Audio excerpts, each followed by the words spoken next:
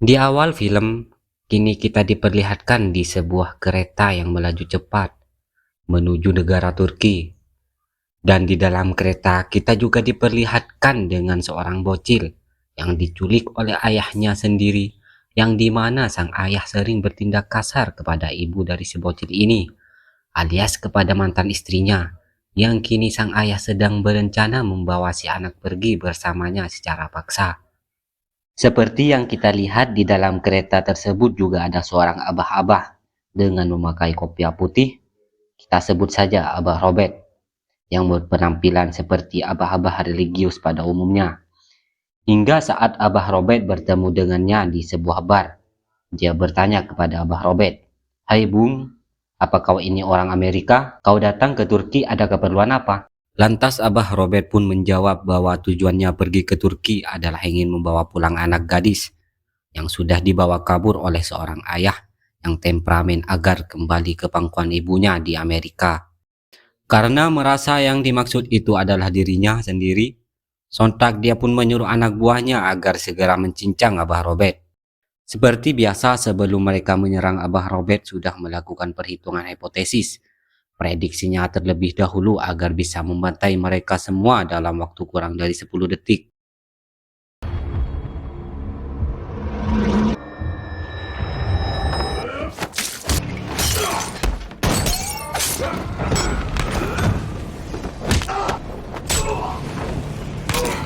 Setelah berhasil membantai anak buahnya, Abah Robert pun menawarkan dua jenis rasa sakit kepadanya dan wajib memilih salah satu di antaranya.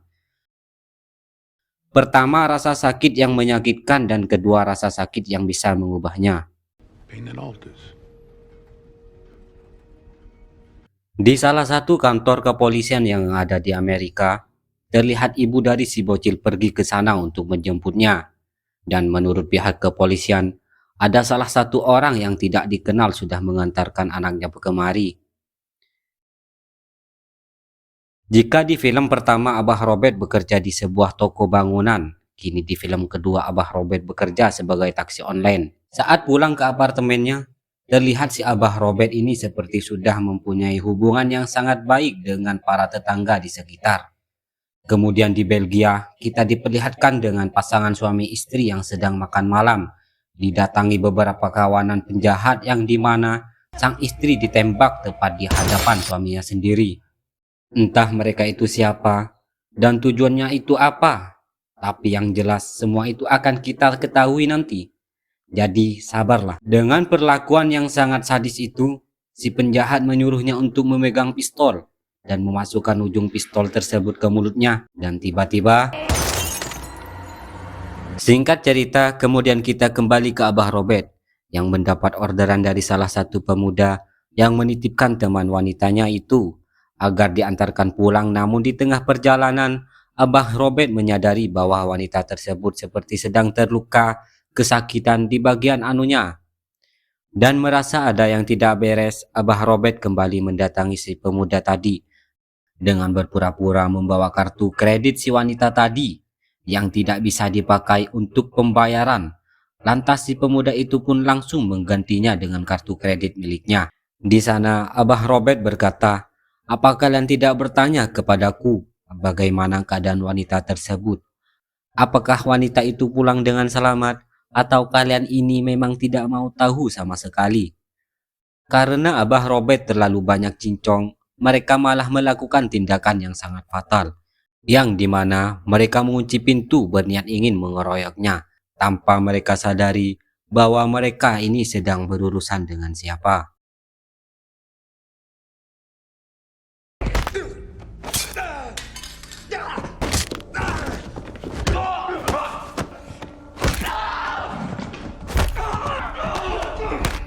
Setelah menyikat beberapa di antara mereka hingga menyiksakan satu pemuda yang agak cupu, Abah Robert pun bertanya kepadanya, "Tangan mana yang kau pakai untuk menyentuh serabi wanita itu?" Karena ketakutan dengan polosnya, dia mengulurkan tangan kirinya. Kemudian Abah Robert tanpa belas kasihan sedikit pun langsung mematahkan jari tangannya saat itu juga. Setelah dengan itu, Abah Robert pun langsung pulang ke apartemennya, yang dimana di dalam apartemennya itu sudah ada teman lamanya yang bernama Susan. Jika kalian masih ingat di film pertama, bahwa Susan dan suaminya yang selama ini sudah membantu Abah Robert dalam menyembunyikan identitasnya dan memalsukan kematiannya. Setelah berbincang mengenai kehidupan Abah Robert yang kini sudah pensiun, Susan pun pamit karena dia sedang ada urusan lain. Keesokan harinya, Abah Robert dikejutkan dengan kebun milik tetangganya yang sudah rusak. Berikut terdapat coretan dinding yang dimana semua itu adalah ulah dari para gangster bocil. Para gangster bocil gabut yang tidak bertanggung jawab. Tak ingin hanya diam saja, Abah Robert pun memutuskan untuk membersihkan coretan dinding tersebut. Lalu tak lama, muncullah tetangganya yang lain merupakan anak sekolah. Kita sebut saja dia si Asep, yang dimana Asep hanya hidup sendirian dan bekerja serabutan untuk membiayai keperluan sekolahnya. Saat Abah Robert akan pergi bekerja, si Asep menawarkan diri untuk membereskan tembok tersebut dengan harga yang cukup murah.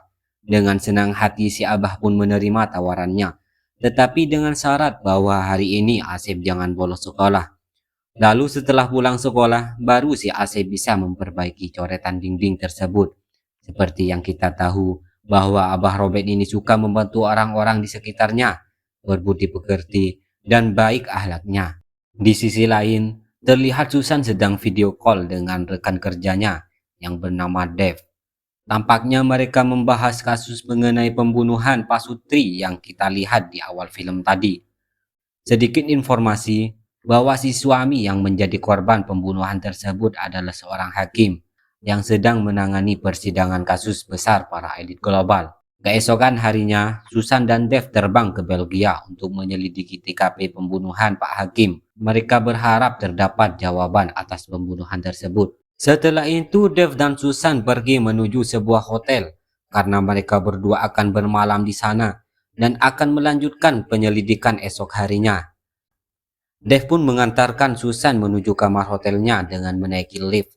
Namun secara bersamaan, terlihat ada sekelompok pemuda dengan dua orang yang membawa tas berukuran besar, sehingga muatan lift menjadi sangat sesak. Setibanya di lantai kamar hotel, Dave pamit kepada Susan. Kemudian ketika Susan ke dalam kamar hotelnya, dari arah belakang sekelompok pemuda yang ada di lift tadi itu tiba-tiba langsung menyerangnya.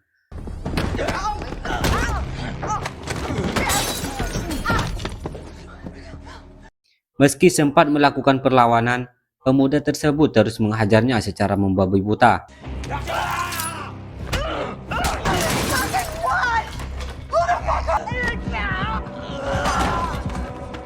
Kita kembali ke Abah Robert yang mendapat telepon dari Brian alias suaminya Susan yang mengabarkan bahwa Susan tewas diserang oleh sekelompok pemuda di salah satu kamar hotel yang ada di Belgia. Hey, Brian.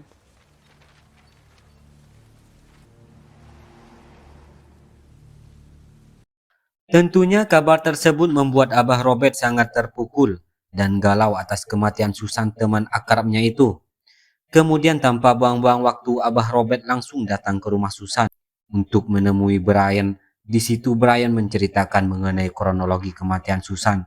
Dan menurut informasi dari pihak berwajib, bahwa pembunuhan itu diduga adalah sebuah perampokan.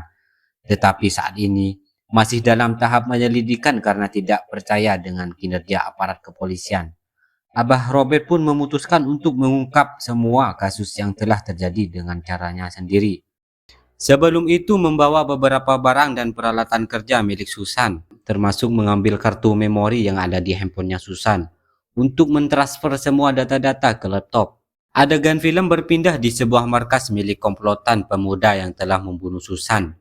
Di sana mereka mendapat panggilan telepon dari nomor yang tidak dikenal. Dan ketika mereka mengangkat panggilan telepon itu, tiba-tiba ternyata panggilan tersebut berasal dari orang yang sama yang sudah membunuh keluarga Pak Hakim. Bisa kita simpulkan bahwa kematian Susan bukanlah sebuah perampokan seperti yang diuturkan oleh pihak kepolisian. Kini sudah jelas kematian Susan mempunyai keterkaitan dengan kematian Pak Hakim. Untuk itu, Abah Robert berusaha meretas sistem data kepolisian Belgia dengan menggunakan akun milik Susan untuk mengumpulkan semua bukti. Dan beruntung, Abah Robert pun berhasil mendapatkan semua rekaman CCTV yang ada di hotel. Yang nampaknya preman pasar tersebut sudah mengetahui Susan menginap di lantai berapa. Singkat cerita, keesokan harinya Abah Robert sengaja nongkrong di sebuah taman, yang dimana di taman tersebut ada Dev yang sedang berolahraga. Sontak Dev pun terkejut ketika melihat Abah Robert, karena selama ini dia dan semua rekan kerjanya itu mengira bahwa Abah Robert sudah meninggoy. Saat dulu mereka menjalani sebuah misi bersama setelah berbincang tentang kehidupannya masing-masing.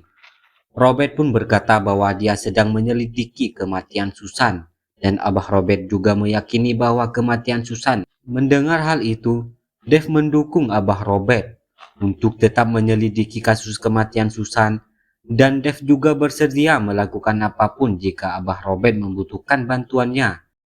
Beberapa hari kemudian, Abah Robert yang sedang melihat Asep mengecat tembok, dan dia didatangi oleh dua preman bocil yang mengajaknya untuk pergi bersamanya. Di malam hari, Abah Robert yang sedang menganalisa kasus kematian Susan. Dia juga menganalisa kematian Pak Hakim dengan cara melakukan hipotesis prediksi, membayangkan saat waktu kejadian.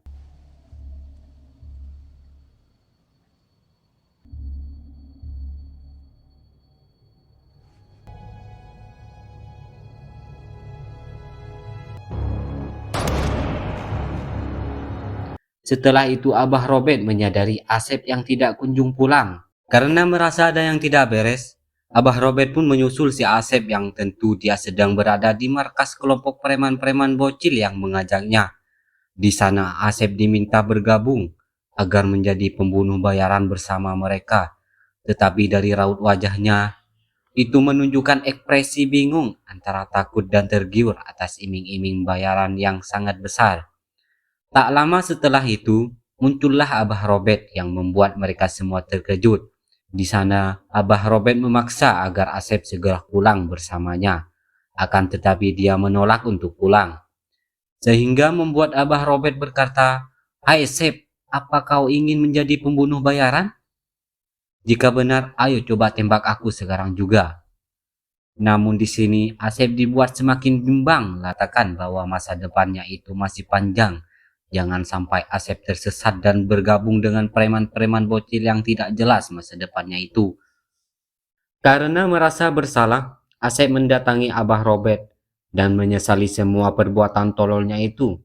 Ketika Asep memandangi tembok apartemennya Abah Robert yang terlihat usang dan catnya itu sudah mulai mengelupas, sontak Asep menawarkan bahwa dia bersedia untuk memperbaiki temboknya apartemennya. Dengan pembayaran berapapun dan dengan senang hati Abah Robert pun menerima tawaran darinya. Selagi menunggu Asep mengecat tembok, Abah Robert pun pergi bekerja mengojol seperti biasanya dan mendapat orderan penumpang seorang pria berbadan besar dengan paras wajah yang seperti seorang pegulat ulung. Seperti yang kita tahu bahwa Abah Robert pandai membaca gerak-gerik tidak beres, yang sekilas bagi orang awam pasti akan menganggap itu hal yang biasa-biasa saja. Tetapi semua itu tidak berlaku untuk si Abah Robert. Dan benar saja, secara tidak pakai basa-basi, pria tersebut mengeluarkan sebilah pisau. Tetapi Abah Robert yang sudah siap akan datangnya bahaya pun berhasil mengimbanginya. Meskipun dalam keadaan sedang menyetir dan mobil yang ditumpangi sedikit oleng, dan tidak butuh waktu lama untuk Abah Robert mengkoit pria tersebut.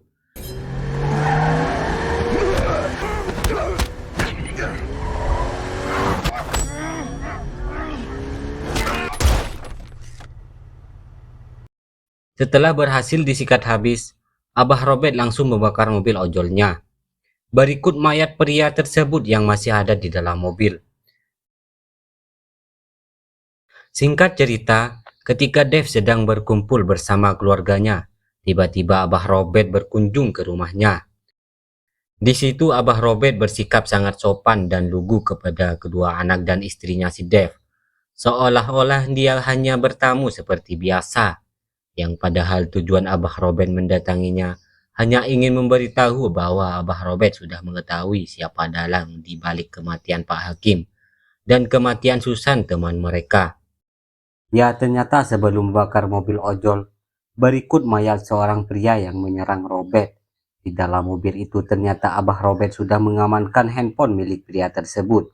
Nah, dari log aktivitas handphone milik pria itu, ternyata ada salah satu nomor yang dicurigai terlibat dalam rencana pembunuhannya. Saat di dalam mobil dan setelah Abah Robert menelpon nomor itu, ternyata panggilannya tersambung ke handphone milik si Dev. Kini Dev sudah tertangkap basah oleh Abah Robert. Lantas apa alasannya sebenarnya Dev melakukan pembunuhan berencana kepada orang-orang yang sedang menangani kasus besar para elit global?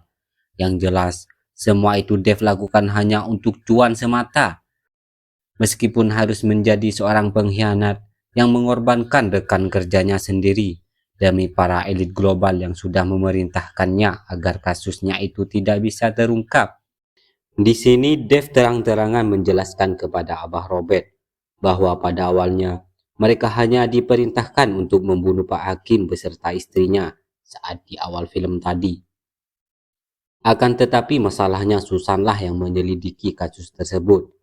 Yang ditakutkan karena kecerdasan dan pengalaman yang Susan miliki itu bisa membongkar semua kasus klien si Dev. Mau tidak mau Susan pun harus menjadi target pembunuhan kedua dengan cara seolah-olah Susan menjadi korban perampokan yang menyuruh komplotan preman pasar yang sudah dia ledakkan itu. Pada saat kejadian sebenarnya Susan masih hidup. Akan tetapi karena Dev yang sudah digelapkan oleh cuan, dia pun langsung membunuh Susan yang sudah sekarat.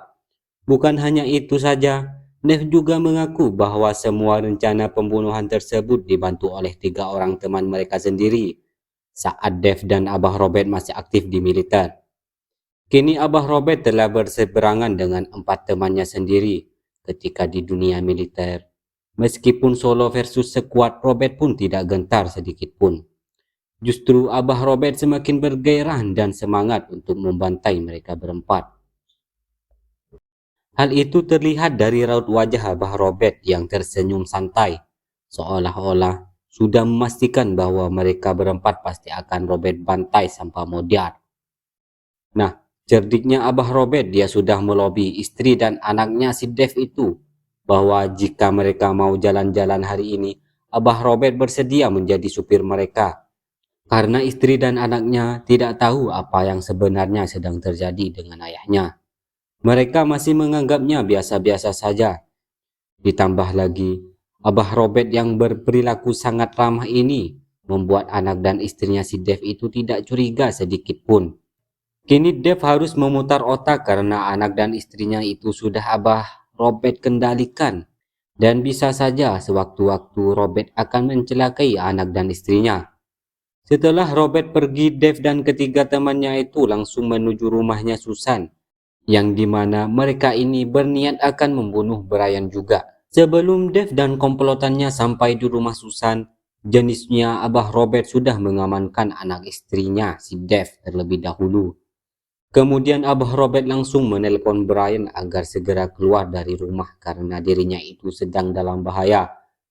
Setelah mengamankan Brian di sebuah hotel, benar saja Dev dan komplotannya pun langsung di rumah Brian. Tetapi mereka sudah kecolongan lagi dan komplotannya pun langsung menuju ke rumahnya Abah Robert. Yang dimana seperti yang kita tahu di sana ada Asep yang sedang mengecat tembok di dalam rumahnya. Sesampainya di sana, Asep melihat anjing milik tetangganya Abah Robert itu yang terus-terusan menggonggong. Seolah-olah ada tamu yang tak diundang. Dan benar saja tak lama kemudian Asep mendapat telepon dari Abah Robert yang menyuruhnya agar mengintip apakah di luar ada orang yang mencurigakan. Dan setelah melihatnya, si bocil Asep ini pun auto panik. Dan dengan nada santai, Abah Robert berusaha menenangkan Asep. Lalu menyuruhnya agar menuju lemari buku kemudian mengambil sebuah buku yang Abah Robert maksud. Nah, setelah menemukan buku yang dimaksud, Abah Robert menyuruhnya agar menekan tombol rekal yang ada di balik buku tersebut. Jika Asep sudah menekannya, silakan dorong. Dan di balik lemari itu akan ada sebuah ruangan sempit yang bisa dia gunakan untuk bersembunyi dari komplotan Dev.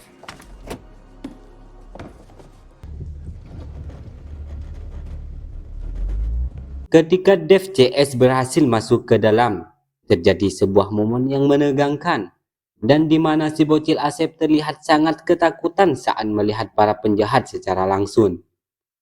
Abah Robert menyuruh Asep agar tetap tenang dan mematikan layar HP-nya, akan tetapi meskipun layar HP-nya itu sudah dimatikan Asepnya, Dev menyadari ada sebuah cahaya kecil bergerak yang ternyata cahaya tersebut berasal dari pantulan tindik atau anting yang dipakai Asep. Sebelum mengheadshot dan memberikan emot sedih terlebih dahulu dari uap mulut yang sudah dia tiupkan ke kaca. Karena Abah Robert mengetahui gerak-gerik Dev yang agak aneh itu yang terpantau melalui lift CCTV-nya. Sontak dengan cepat, Abah Robert pun langsung menelponnya guna mengganggu konsentrasi Dev. Abah Robert menantang mereka semua agar datang ke rumah lamanya yang ada di pesisir pantai, dan mendapati kesempatan tersebut mereka pun langsung OTW ke sana. Tololnya si bocil Asep mengetahui mereka sudah pergi. Dia tidak santuy beberapa jam dulu atau bagaimana. Yang ada dia malah langsung keluar, kemudian memeriksa sekitar rumah. Assalamualaikum, hei Cil. Ia tiba-tiba si Asep langsung kena todong oleh mereka. Dan untuk Abah Robert, terlihat dia sudah sampai di rumah lamanya yang ada di permukiman tepi pantai. Sedikit catatan bahwa rumah lamanya itu adalah rumah milik mendiang istrinya. Dan kebetulan pada saat itu cuaca seakan berpihak pada Abah Robert, yaitu sedang terjadi badai besar yang membuat semua warga setempat mengungsi ke daerah lain. Singkat cerita, mereka pun sampai ke lokasi. Untuk Dev, dia langsung bersiap di posisi yang lebih tinggi menjadi seorang sniper. Sedangkan untuk ketiga temannya itu ada di bawah menyebar untuk memburu Abah Robert. Dan seperti biasa terjadilah adegan yang amat sangat brutal. Dimulai dari si Jenggot yang masuk ke dalam salah satu rumah yang ternyata di rumah itu ada Abah Robert. Dengan menggunakan pelontar tombak ikan milik nelayan, Abah Robert langsung menghantam si Jenggot hingga modar di tempat. Kini tersisa dua orang yang ada di bawah. Mereka tetap berusaha agar bisa menemukan Abah Robert. Bukannya menemukan Abah Robert, yang ada justru bahwa Robert lah yang menemukan salah satu di antara mereka. Dengan gaya senyap membantai menggunakan sebilah pisau balistik dengan menikam tulang rusuk dan menyayat leher sampai tewas mengenaskan.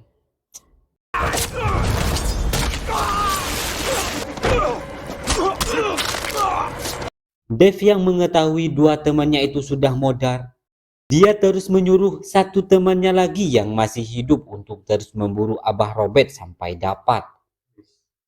Abah Robert yang kini berpindah bersembunyi di sebuah toko roti.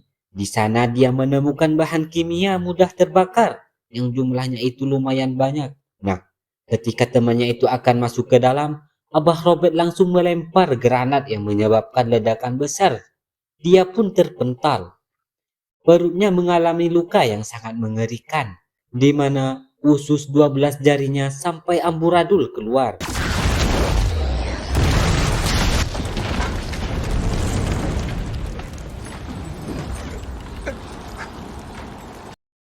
Menyadari ketiga temannya itu sudah modar, Dev memakai rencana cadangan, yaitu dengan menggunakan si bocil Asep yang ada di dalam bagasi mobil. Dev menyuruh Abah Robert agar menyerah saja, kalau tidak dari kejauhan, dia akan mengkoit si Asep dengan snipernya. Dev memberikan kesempatan kepada Abah Robert dengan 5 tembakan, dimulai dari menembak si pion kanan, si pion kiri, lampu sen, kanan sen, kiri, dan total sudah 4 tembakan yang sudah meleset. Kini tersisa satu tembakan lagi yang akan menghantam si Asep. Nah, di sini Abah Robert tidak mau pasrah begitu saja. Dengan terpaksa, akhirnya si Dev kampret ini malah menembak si Asep saat itu juga. Abah Robert yang cerdik tapi tidak licik menembak ban mobil sehingga mobil tersebut langsung kempes. Dan tembakan dari si Dave itu melenceng ke arah penonton. Time's up, man!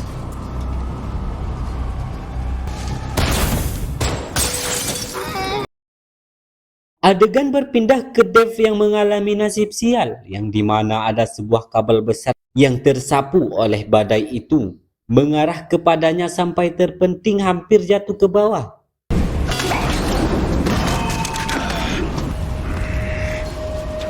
Dave yang tak mau menyerah meskipun keadaannya agak sedikit oleng, berusaha tetap fokus untuk membidik Abah Robert dari atas.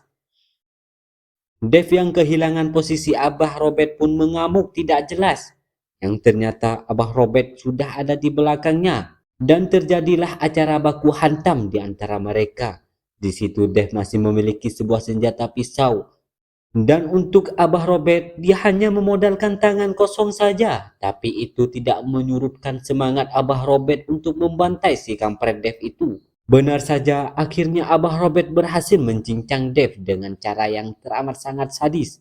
Di mana tubuh si Dave itu ditusuk berkali-kali oleh Abah Robert dengan pisau yang berhasil direbut.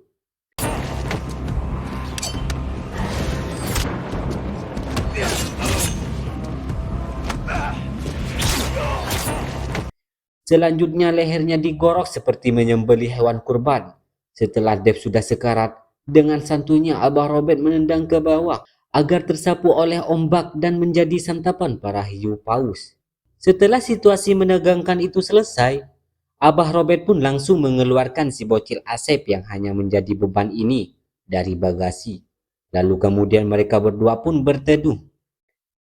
Singkat cerita, setelah tragedi itu berlalu, si Asep pun terlihat sedang menaiki bus sekolah bersama teman-teman sekelasnya. Kini Asep mulai menjalani kehidupan yang lebih positif lagi demi mengejar cita-citanya agar tidak hanya menjadi beban keluarga dan beban penonton. Dan untuk jagoan kita ini yaitu Abah Robert, terlihat dia sedang memandangi lautan di depan rumah lamanya dan membayangkan kenangan indah bersama almarhum istri yang sangat dicintainya. Dan film pun selesai. Pesan yang bisa kita ambil dari film ini yaitu supaya tidak mudah percaya kepada siapapun, kecuali kepada abah-abah berkopiah putih